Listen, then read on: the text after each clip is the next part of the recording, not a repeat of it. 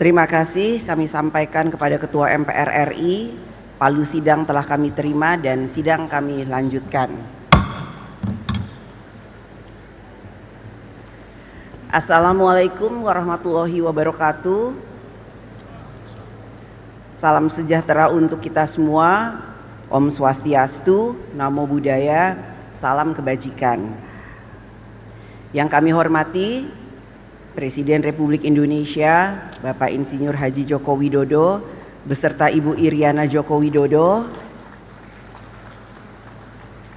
Yang kami hormati Wakil Presiden Republik Indonesia, Bapak Profesor Dr. Kiai Haji Ma'ruf Amin, beserta Ibu Wuri Ma'ruf Amin. Yang kami hormati Wakil Presiden Republik Indonesia ke-6, Bapak Jenderal TNI Purnawirawan Tri Sutrisno. Yang kami hormati Wakil Presiden Republik Indonesia ke-10 dan ke-12, Bapak Dr. Andes Haji Muhammad Yusuf Kalla. Yang kami hormati Ibu Soraya, istri dari Bapak almarhum Hamzahas. Yang kami hormati Ketua Majelis Permusyawaratan Rakyat Republik Indonesia, Bapak Dr. Haji Bambang Susatyo. Yang kami hormati Ketua Dewan Perwakilan Daerah Republik Indonesia, Bapak Insinyur Haji A.A. Lanyala Mahmud Mataliti. Yang kami hormati Ketua Badan Pemeriksa Keuangan Republik Indonesia, Ibu Dr. Insinyur Ismayatun. Yang kami hormati Ketua Mahkamah Agung Republik Indonesia, Bapak Profesor Dr. Haji Muhammad Syarifuddin SH. Yang kami hormati Ketua Mahkamah Konstitusi Republik Indonesia, Bapak Dr. Suhartoyo. Yang kami hormati Ketua Komisi Yudisial Republik Indonesia, Bapak Profesor Amzulian Rifai. Yang kami hormati para Wakil Ketua Majelis Permusyawaratan Rakyat Indonesia, para Wakil Ketua Dewan Perwakilan Rakyat Indonesia dan Dewan Perwakilan Daerah Republik Indonesia, para pimpinan lembaga negara. Dan yang kami hormati PLT Ketua Umum Partai Golongan Karya, Dr. Bapak Agus Gumiwang Kartasasmita. Yang kami hormati Ketua Umum Partai Gerindra, Bapak Jenderal TNI Purnawirawan Haji Prabowo Subianto. Yang kami hormati Ketua Umum Partai Kebangkitan Bangsa, Bapak Dr. Honoris Causa Dr. Andes Haji Abdul Muhaimin Iskandar. Yang kami hormati Ketua Umum Partai Demokrat, Bapak Haji Agus Harimurti Yudhoyono. Yang kami hormati Presiden Partai Keadilan Sejahtera, Bapak Haji Ahmad Saiku. Yang kami hormati Ketua Umum Partai Amanat Nasional, Bapak Dr. Honoris Causa Haji Zulkifli Hasan. Yang kami hormati para anggota MPR RI, DPR RI, dan DPD RI, yang mulia para duta besar negara sahabat, para Menteri Kabinet Indonesia Maju, Panglima TNI, Kapolri, dan Jaksa Agung, para perwakilan teladan dari seluruh Indonesia, para insan pers, media cetak dan elektronik, para undangan yang berbahagia, serta seluruh rakyat Indonesia yang kami muliakan. Puji syukur kehadirat Allah Subhanahu wa Ta'ala, Tuhan yang Maha Esa, yang telah memberikan rahmat karunia dan hidayahnya, sehingga pada hari ini kita dapat menghadiri sidang bersama DPR RI dan DPD RI. Pada awal tahun ini, kita, bangsa dan negara Indonesia, telah melaksanakan agenda nasional yang penting dan strategis yang akan menentukan jalannya penyelenggaraan pemerintahan negara 5 tahun ke depan, yaitu pemilihan umum untuk memilih presiden dan wakil presiden, serta memilih anggota legislatif DPR RI, DPRD Provinsi, dan DPRD Kabupaten Kota, serta pemilihan anggota DPD. Kita ucapkan selamat kepada Bapak Prabowo Subianto dan Bapak Gibran Rakabuming Raka sebagai Presiden dan Wakil Presiden terpilih. Pelaksanaan pemilu bagi rakyat adalah pesta demokrasi. Rakyat dianggap menjadi penting. Rakyat diundang oleh setiap calon. Ada yang menyediakan hiburan, ada yang menyediakan konsumsi, ada yang menyediakan oleh-oleh. Rakyat bergembira menikmati pesta demokrasi. Para calon pun berupaya menyenangkan pemilih agar dapat merebut suaranya, berusaha tampil simpatik, foto diri yang terbaik dipajang sampai ke pelosok-pelosok. Rumah makan, pohon-pohon jadi korban, tiang listrik penuh dengan tempelan. Semua cara dilakukan untuk mendapatkan suara rakyat. Bagi yang berhasil dalam pemilu, semua hal menjadi indah untuk dikenang. Sementara bagi yang belum berhasil, merasa serba sulit. Sulit makan, sulit tidur, bahkan ada yang sulit untuk bangkit kembali.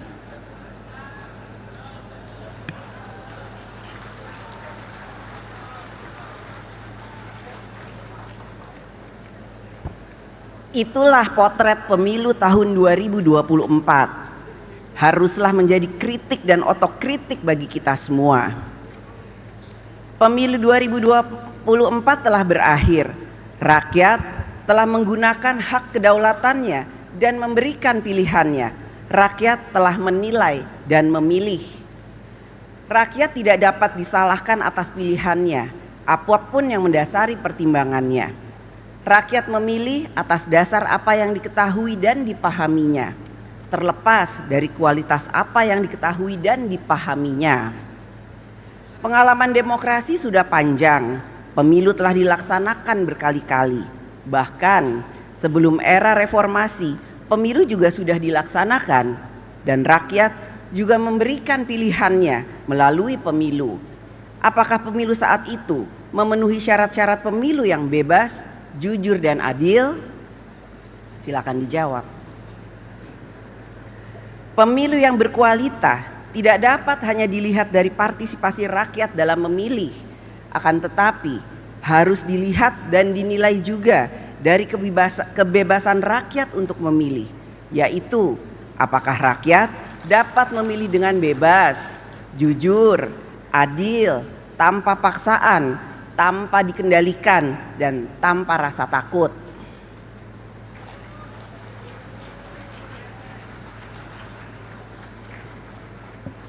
Kita semua memiliki tanggung jawab bersama untuk menjaga dan menciptakan demokrasi yang berkualitas, semakin maju, beradab, dan mencerdaskan kehidupan bangsa.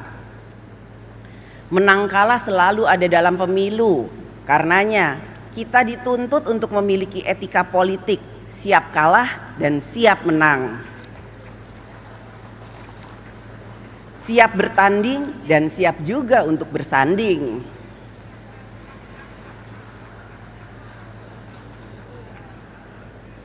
Etika politik yang sama juga menuntut pemilu dilaksanakan dengan memberikan kebebasan kepada rakyat untuk menjalankan kedaulatannya.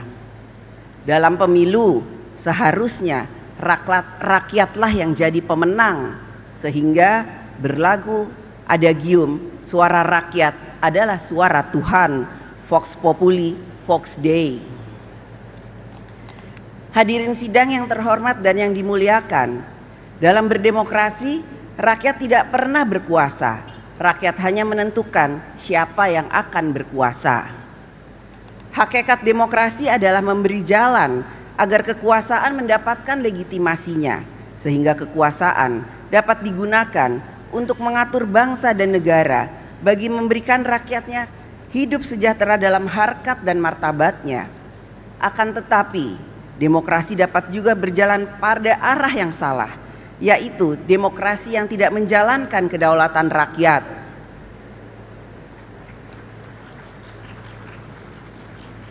Konstitusi kita telah meletakkan prinsip dasar berdemokrasi, yaitu bahwa kedaulatan berada di tangan rakyat, bahwa Indonesia adalah negara hukum, segala warga negara bersamaan kedudukannya di dalam hukum.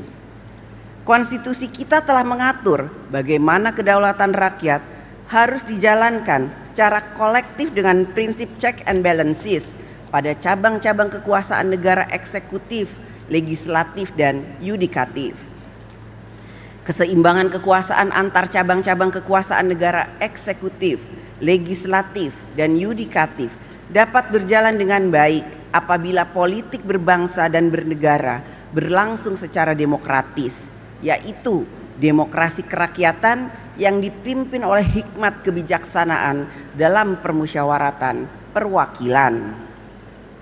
Hikmat kebijaksanaan adalah suatu kesadaran akan pentingnya nilai-nilai dalam berbangsa dan bernegara, sehingga politik berbangsa dan bernegara dijalankan dengan menjunjung nilai-nilai yang beradab, bermartabat, beretika, sehingga perjuangan politik memiliki makna membangun peradaban.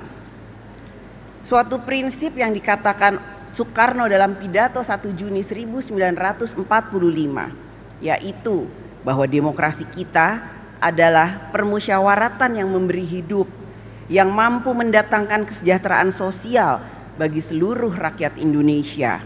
Negara Indonesia bukan satu negara untuk satu orang, bukan satu negara untuk satu golongan, akan tetapi kita mendirikan negara semua buat semua, satu buat semua, semua buat satu. All for one, one for all. Seorang negarawan akan memikirkan masa depan negara yang harus lebih baik, sedangkan politisi akan memikirkan masa depan hasil pemilu yang harus lebih baik. Visi tanpa kekuasaan menjadi sia-sia, kekuasaan tanpa visi menjadi sewenang-wenang. Oleh karena itu, untuk menjalankan praktek politik kekuasaan dalam sistem pemerintahan presidensial dengan keseimbangan cabang-cabang kekuasaan, maka kita membutuhkan negarawan yang politisi dan politisi yang negarawan. Sehingga kekuasaan negara dijalankan untuk kebaikan yang lebih besar, bukannya untuk membesarkan diri sendiri, kelompok maupun kepentingan tertentu.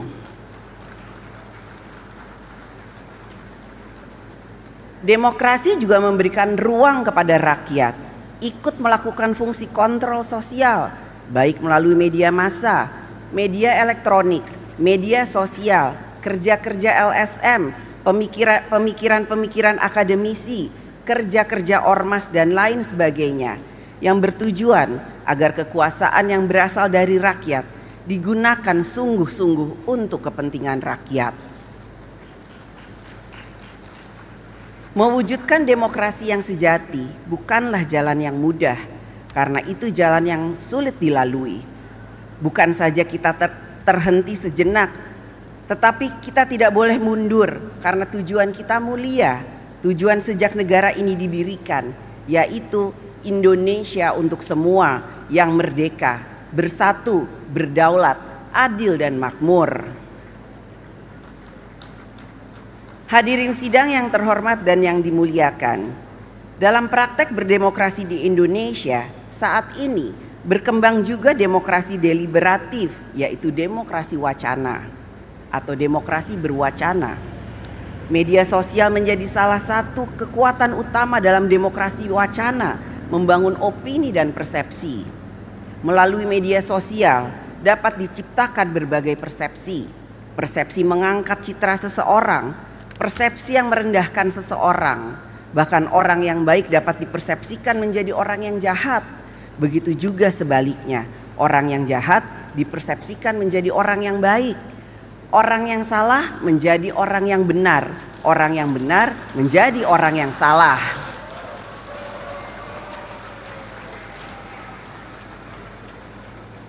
Demokrasi wacana bukanlah kebebasan tak terbatas. Batas dari hak setiap warga negara di dalam negara demokratis adalah menjamin hak warga negara yang lain sama pentingnya. Hak warga negara dibatasi oleh hak warga negara yang lainnya. Oleh karena itu, peran negara diperlukan untuk menjamin hak berdemokrasi yang sama bagi semua warga negara. Hak mendapatkan rasa aman bagi semua warga negara. Hak untuk hidup tentram yang sama bagi semua warga negara. Peran negara adalah untuk menjamin dan melindungi harkat dan martabat setiap warga negara. Berdialektika dalam demokrasi wacana mensyaratkan para pihak yang berdialektika memiliki kualitas informasi dan pengetahuan yang berimbang. Tanpa syarat ini, maka dialektika tidak berjalan. Brainstorming menjadi brainwashing. Dalam jangka menengah panjang terjadi pengendalian persepsi. Berbagai permasalahan yang dihadapi rakyat semakin membutuhkan kehadiran negara. Ketika negara terlambat atau tidak responsif, rakyat mengambil inisiatifnya sendiri dengan memviralkan di media sosial, "No viral, no justice." Menjadi tanggung jawab bagi kita bersama, lembaga kekuasaan negara, DPR RI, DPD RI, pemerintah pusat dan daerah, MA, MK, TNI, Polri, untuk menjalankan kekuasaan negara secara efektif, responsif, cepat, memperhatikan rasa keadilan, rasa kepatutan dalam menangani setiap urusan rakyat, sehingga rakyat merasakan kehadiran negara. Kehadiran negara jangan menunggu viral for justice. Kehadiran negara adalah hadirnya keadilan dan kesejahteraan bagi rakyat. Hadirin sidang yang terhormat dan yang dimuliakan, besok 17 Agustus 2024 adalah 79 tahun hari ulang tahun kemerdekaan Republik Indonesia. 79 tahun kita menjadi Indonesia. Menjadi Indonesia berarti kita bertekad dan bekerja untuk memiliki suatu bangsa dan negara yang berkarakter Indonesia. Sudah 79 tahun bangsa dan negara ini membangun di berbagai bidang, politik, hankam, sosial, ekonomi, budaya, religi, hak asasi manusia, lingkungan hidup dan lain sebagainya. Kita selayaknya berterima kasih atas upaya setiap pemerintahan untuk membangun Indonesia dan mengatasi tantangan di setiap zamannya. Karenanya kami ucapkan terima kasih juga kepada Presiden Insinyur Haji Joko Widodo dan Wakil Presiden Kiai Haji Ma'ruf Amin yang akan segera berakhir masa tugasnya atas upaya dan kerjanya selama 10 tahun ini dalam membangun Indonesia. Kita tentu tidak dapat hanya fokus pada hal-hal yang telah berhasil dicapai, maupun hanya fokus pada hal-hal yang belum berhasil dicapai. Fokus pada hal-hal yang telah dicapai mengantarkan kita hanya akan fokus untuk melanjutkan. Fokus pada hal-hal yang belum berhasil dicapai mengantarkan kita hanya akan fokus untuk melakukan perubahan atau penyempurnaan. Jadi, di antara yang akan melanjutkan dan yang akan melakukan perubahan atau penyempurnaan masih terdapat pengaruh utamaan yang lain, yaitu progresif, yang berarti maju berkembang dan berkembang untuk maju. Maju berarti menjadi berkualitas, berkembang berarti menjadi inklusif. Pembangunan yang berkualitas ditandai dengan kehidupan rakyat yang semakin makmur, sejahtera, mudah dalam berbagai urusan. Negara hadir untuk berpihak kepada rakyat. Pembangunan yang inklusif ditandai dengan kesempatan yang luas bagi seluruh lapisan masyarakat untuk ikut berpartisipasi dan menikmati hasil-hasil pembangunan. Petani, nelayan, buruh, rakyat kecil, guru, PNS, swasta dan lain sebagainya. Semua dapat berpartisipasi dan menikmati kesejahteraan, termasuk juga kaum perempuan.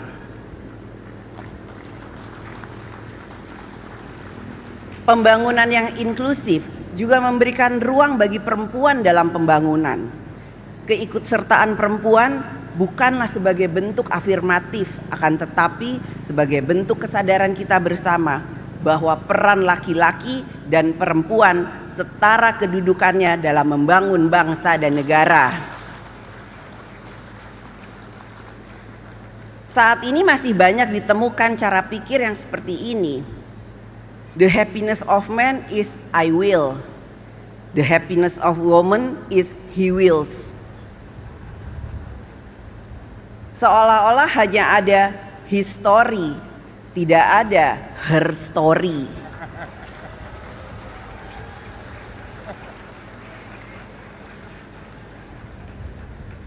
Cara pikir dan cara sikap yang seperti inilah yang harus dirubah Kesetaraan antara laki-laki dan perempuan bukan didasarkan karena kebencian pada kaum laki-laki, akan tetapi atas kesadaran bahwa harkat dan martabat manusia sama, baik laki-laki maupun perempuan, baik kulit putih maupun kulit hitam, baik rambut lurus maupun rambut keriting, harkat dan martabat manusia adalah sama. Kesetaraan perempuan dan laki-laki tetap mengakui dan menghormati kodrat masing-masing. Tidak mungkin atas nama kesetaraan perempuan menggunakan pakaian laki-laki dan laki-laki menggunakan pakaian perempuan. Apa jadinya kalau laki-laki yang hadir di sini menggunakan pakaian perempuan demi kesetaraan? Kesetaraan tetap mengakui kodrat yang berbeda antara perempuan dan laki-laki. Perempuan dan laki-laki mempunyai hak yang sama untuk maju, sejahtera, berkarya, berprestasi, dan hak yang sama dalam pekerjaan serta jabatan-jabatan publik. Ayo perempuan Indonesia, tunjukkan bahwa kita adalah perempuan-perempuan hebat.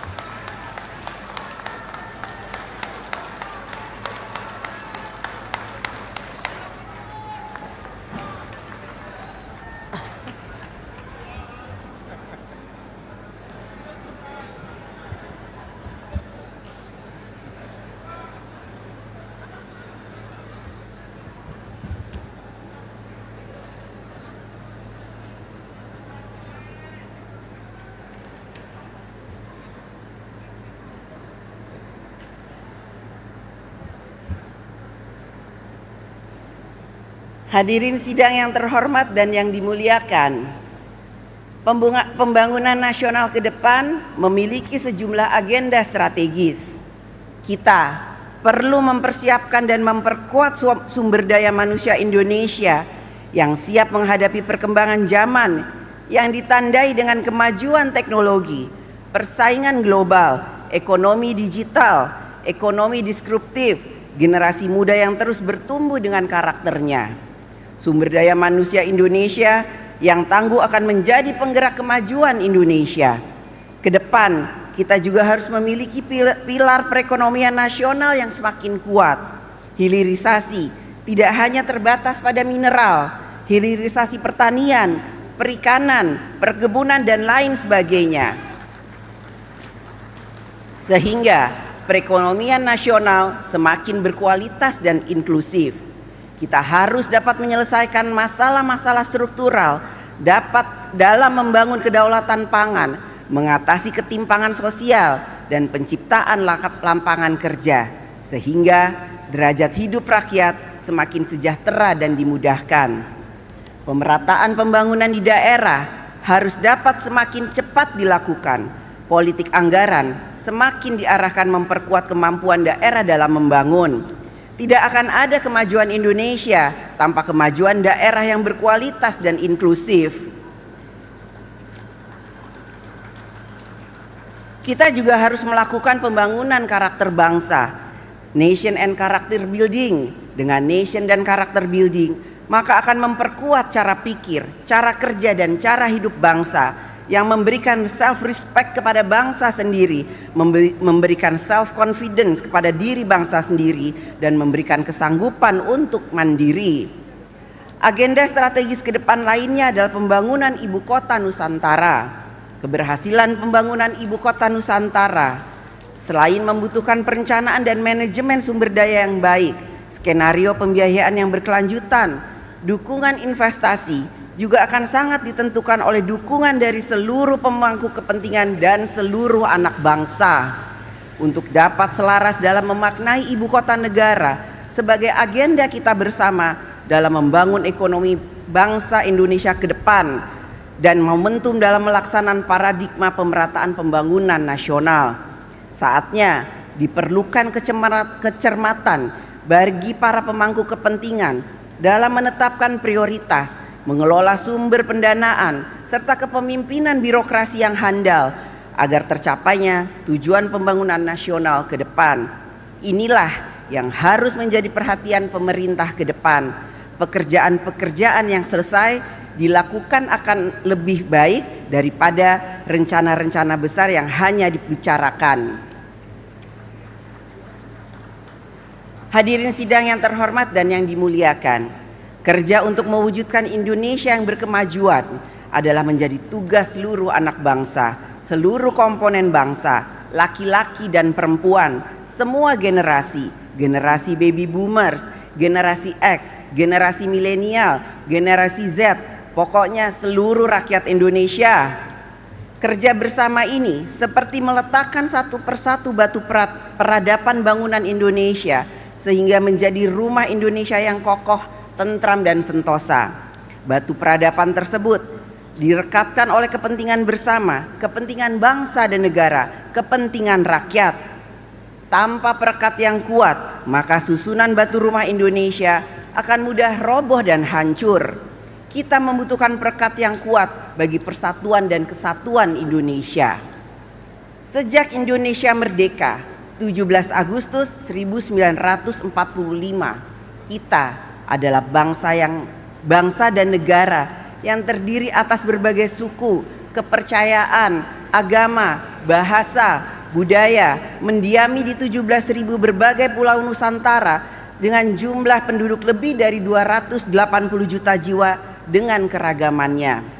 Lihat saja keragaman budaya daerah dalam memberikan salam yang penuh dengan kearifan lokal. Suku Batak, Horas. Suku Lampung Komering, Tabik pun. Suku Jawa, Rahayu. Suku Sunda, Sampurasun. Suku Dayak, Adil Katalino Bacuramin Kasaruga, Basengat Kajubata. Suku Bugis Makassar, Salama kita pada Salama. Suku Minahasa, Tabea. Minang, Baakaba. Bali, Om Swastiastu. Papua, Naragerotelo. Dan seterusnya, begitu banyaknya kearifan budaya daerah, keragaman yang tidak mungkin kita hilangkan. Keragaman adalah kekayaan budaya Indonesia, Bhinneka Tunggal Ika. Kedepan kita harus tetap mawas diri. Pengalaman banyak negara yang gagal merajut persatuan dan kesatuan bangsanya adalah karena masalah politik, masalah krisis ekonomi, masalah keadilan, masalah krisis kepercayaan rakyat. Indonesia dapat merekatkan persatuan dan kesatuan bangsa berbineka tunggal ika dalam begitu banyak keragaman. Hanya kita memiliki Pancasila sebagai ideologi kehidupan berbangsa dan bernegara, sebagai jiwa bangsa Indonesia. Hadirin sidang yang terhormat dan yang dimuliakan, kita akan melaksanakan pemilihan gubernur dan wakil gubernur di 37 provinsi dan pemilihan bupati dan wakil bupati serta wali kota dan wakil wali kota di 508 kabupaten kota. Kita semua berkomitmen bahwa segala peristiwa yang terjadi dalam pelaksanaan pemilu legislatif dan pemilu presiden serentak pada bulan Februari 2024 yang lalu, baik yang manis maupun yang pahit, apalagi getir, menjadi bahan introspeksi dan pelajaran penuh hikmah bagi kita semua sebagai bangsa Indonesia. Yang sudah baik mari kita pertahankan, yang masih kurang baik terutama yang tidak sesuai dengan prinsip demokrasi tentu harus kita perbaiki. Hadirin sidang yang terhormat dan yang dimuliakan, besok saat matahari terbit bersinar terang, tanda buana membuka hari ulang tahun kemerdekaan Republik Indonesia ke-79, mewujudkan Indonesia yang sejatinya merdeka, membutuhkan perjuangan, gotong royong, kerja bersama seluruh anak bangsa. Boleh saja kita berbeda pandangan politik, berbeda partai politik, apalagi berbeda apa yang disuka dan yang tidak disuka. Tetapi kita harus selalu ingat bahwa ada yang lebih penting dari semua perbedaan-perbedaan tersebut, yaitu adalah bagaimana kita dapat merawat dan menjaga kesatuan dan persatuan Indonesia. Kita tidak pernah tahu takdir bangsa dan negara Indonesia. Kita hanya dapat berusaha dan berjuang sampai takdir mengungkapkan dirinya. Kita juga tidak perlu menjadi luar biasa untuk memulai. Yang terpenting adalah kita harus memulai untuk menjadikan Indonesia luar biasa. Selamat ulang tahun yang ke-79 Dirgahayu Republik Indonesia Merdeka. Semoga Allah Subhanahu wa Ta'ala, Tuhan yang Maha Esa, senantiasa memberikan rahmat dan bimbingannya bagi kita semua.